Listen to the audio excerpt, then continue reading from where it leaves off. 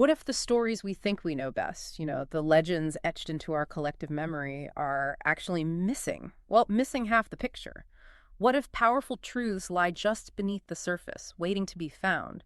Not in grand pronouncements, maybe, but in quieter, overlooked voices. That's exactly what we're exploring today. We're embarking on a deep dive into Paula McLain's phenomenal novel, The Paris Wife. This book fundamentally re-examines the marriage of Hadley Richardson and Ernest Hemingway, a relationship often described as incandescent, yes, but ultimately quite fraught. And what truly sets this book apart, what makes it so compelling, is its unique angle, isn't it? A deeply empathetic, richly nuanced portrayal strictly from Hadley's perspective.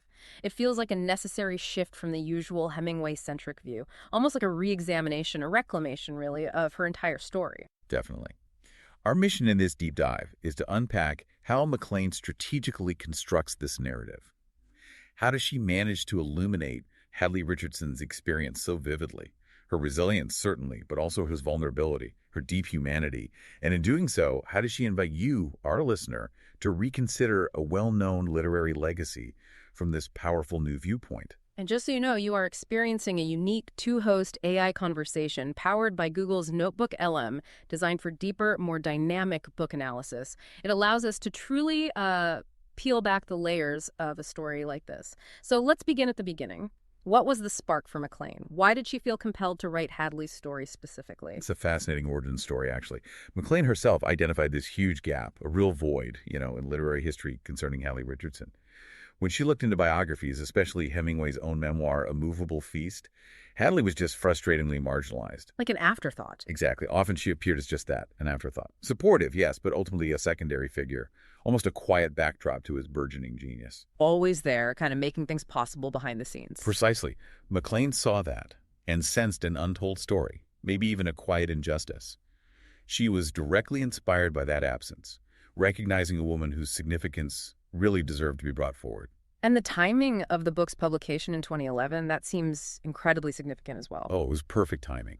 Culturally, 2011 saw this renewed, almost urgent interest in re-examining famous figures, historical literary figures, through the eyes of those around them. Specifically, women's perspectives, which had often been overlooked or, just relegated to footnotes in the main narratives, were finally gaining some traction.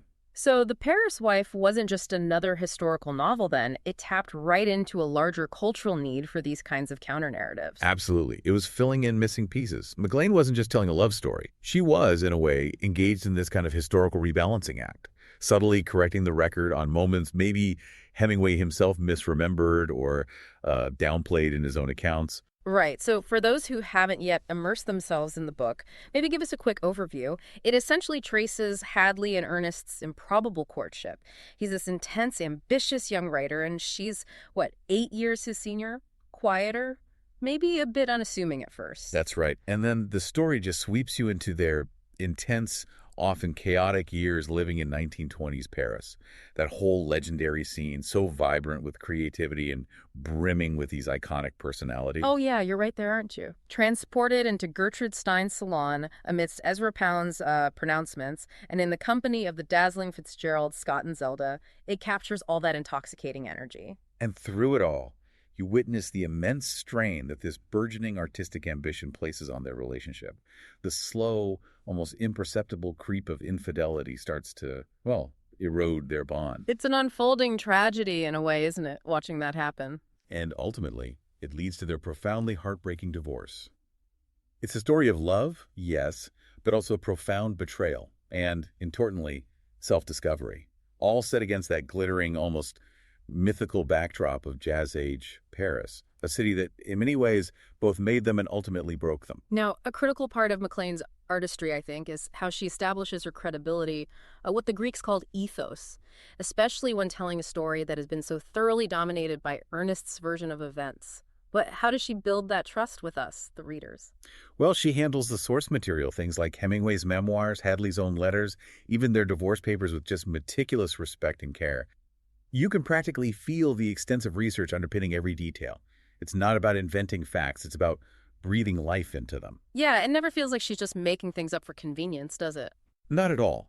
She uses the documented facts as a skeleton, a framework, and then masterfully fleshes it out with plausible emotional depth.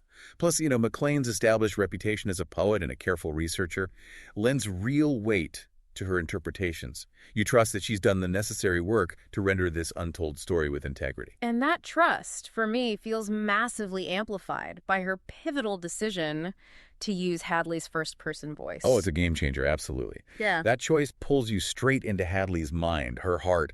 You're not simply observing her from a distance. You're experiencing every thought, every doubt, the quiet joys, the piercing hurts right alongside her.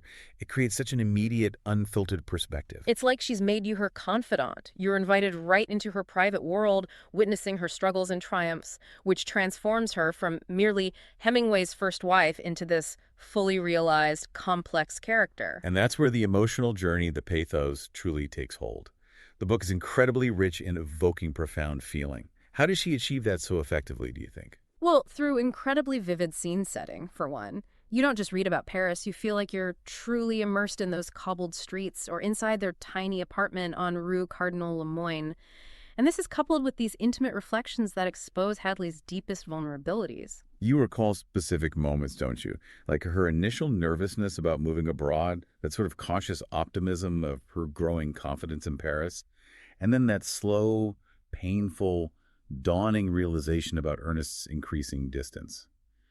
The emotional arc builds with such gradual precision. It really does. It builds to this powerful depiction of heartbreak and longing that creates a deep, almost gut-level connection with you, the listener. It's not just historical fact, it's profoundly human drama. You feel that tension escalating, right? The slow unraveling of their relationship. And the heartbreak, while maybe you see it coming, it still feels utterly crushing when it arrives. McLain doesn't simply state that Hadley is sad. No, she crafts these scenes where you almost physically feel the isolation, the longing, that quiet desperation. You feel the atmosphere of their apartment subtly shift from like a cozy shared sanctuary to something hollowed out. And the meticulously recreated atmosphere of 1920s Paris itself. The distant strains of jazz, the vibrant cafe culture, those specific details of their everyday life, it all just amplifies this sense of nostalgia, doesn't it? Of something beautiful found and then tragically lost. That rich, immersive world makes Hadley's emotional journey incredibly personal. It pulls you into her specific experience of that legendary era. So as we follow Hadley through these years, how does McLain make her evolution, her emotional arc, feel so logical, so believable, and utterly earned? And the chronological plot structure is really crucial there. While it seems straightforward, it allows McLain to map Hadley's evolution step by step. You witness her transform from maybe a somewhat hesitant, perhaps naive woman to someone embracing the freedoms and the bohemian spirit of Paris, and then eventually confronting these monumental betrayals. Her changes, her growth, her heartbreak, they all feel coherent, believable, and deeply supported by that solid historical research underpinning the narrative. You can really trace her psychological journey, understand her decisions, even the ones that ache for her. And that's another brilliant aspect, how McLain logically contextualizes Hadley's choices within the pressures of a rapidly modernizing world and those incredibly intense artistic circles. She's not just making choices in a vacuum, Right. Like, for instance, Hadley's early prioritization of Ernest's art, sometimes even at the expense of her own comfort. McLain doesn't frame that as a weakness on Hadley's part, does she? Not at all. She frames it as a genuine expression of love and partnership, a dynamic that was actually quite common for women supporting a perceived genius during that specific era. This framing allows you to follow Hadley's internal logic, to empathize with her motivations, even if you know the painful outcome is coming. It makes her decisions understandable given the time and place, rather than simply regrettable. This is where McLain's sheer craft really shines for me. The specific literary tools she employs to build this world and this character. The writing itself is just a masterclass, isn't it? She saturates the narrative with sensory detail and vivid imagery. You don't just read about their life, you almost smell the gauloise and the strong coffee in the cafes, hear the melancholic jazz drifting from distant clubs, taste the cheap red wine they shared. It's an invitation to be truly present in that world. And there's a powerful juxtaposition she skillfully weaves throughout the entire book. You mean the contrast between the sort of bohemian modernity of 1920s Paris and Hadley's own more traditional, perhaps Midwestern sensibilities? Exactly that.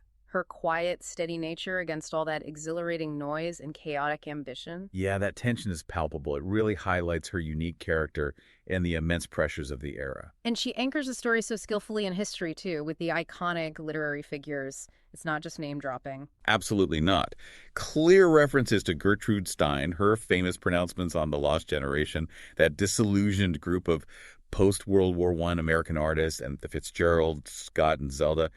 These aren't just cameos. They solidly anchor the story in that specific time and place, reminding you that Hadley, in her own quiet way, was an integral part of this huge cultural moment, part of that lost generation herself. And speaking of literary devices, McLain brings out a truly profound irony in Hadley's story, I think. Oh, the deep irony. It lies in Hadley's complete dedication to Hemingway's art, right? Her unwavering support for their shared life, all her sacrifices, ultimately being undermined by the very thing she nurtured, his burgeoning ambition and growing fame. It's just a brutal twist, isn't it? The very qualities that made her his ideal partner in those early lean years become the reasons she's eventually displaced.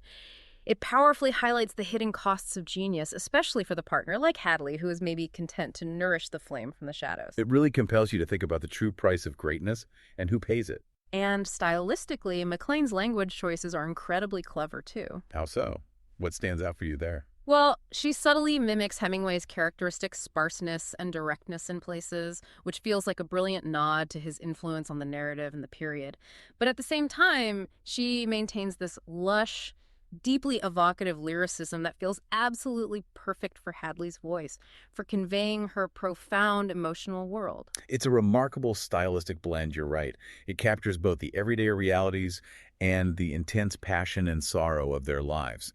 It truly reflects both her internal and external worlds. It really is something special. And, as we're delving into all these layers of craft and meaning, just a reminder, you can find even more insights into books like this on Mindful Moments, our YouTube channel. It offers AI-powered book analysis, prompts for reflection, and pathways to rational thought, all great for digging deeper into the stories that shape us. That's a great point. So, considering McLain's overarching purpose in writing this book, do you think she ultimately succeeded in her mission? How effective is The Paris Wife, would you say? Resoundingly, yes. I think she absolutely succeeds in bringing Hadley Richardson's story vibrantly to life, providing so much needed nuance. It's definitely more than just a sympathetic portrayal. Indeed. It feels like a restoration of her agency. McLain gives Hadley the voice and the space she was denied for so long. You see her navigating the Parisian art scene with her own quiet discernment, making independent choices that challenge her traditional upbringing, solidifying her as a complex, independent woman, not just, an appendage to Hemingway. And by centering Hadley's voice so powerfully, what broader, more timeless themes come to the surface for us, the readers? What lingers after you finish it? Well, really timeless themes, actually. The intricate power dynamics within relationships, for one. The profound journey of identity and agency, especially female agency under immense pressure. That's huge. And definitely the often unseen cost of genius on those closest to it. The book prompts us to ask what sacrifices are made and who is truly making them to foster greatness. What's it truly like to stand by someone whose ambition might just erase you from their own narrative? Those are profound questions. So ultimately, McLain's entire approach, the meticulous research, the emotional depth, the evocative storytelling, it doesn't just humanize the characters. No, it does something far more significant, I think. It subtly prompts you, the reader, the listener, to reconsider familiar stories from perspectives you might never have thought about before. It effectively reclaims Hadley's voice from the margins of literary myth. It's such a powerful counter-narrative about love, betrayal, and self-discovery, all set amidst that glamorous, chaotic 1920s Paris. It offers a real lesson in how history gets told, and, maybe more importantly, how it can be retold. Which brings us beautifully to our final thought for you, our listener. So the next time you encounter one of those legendary figures, or maybe just a story you think you know inside out, what hidden perspectives might still be waiting for you? What other truth might emerge if you just look beyond the famous names? Listen for the quieter voices. They often hold the deepest insights. That's a truly powerful question to leave everyone with. And for more explorations like this one, more deep dives into complex narratives, where should people go? Definitely check out Mindful Moments on YouTube for our AI-powered book analysis and prompts for deeper thought. And of course, explore all of our other podcasts. We're always trying to find new ways to understand the stories that shape us. You can click the link on screen for the in-depth book summary for The Paris Wife. Please subscribe to our channel for more deep dives like this one. Share it with others who love compelling stories. And consider purchasing the book via the link if you're interested. It supports the author. But most importantly, keep thinking critically about the narratives you encounter.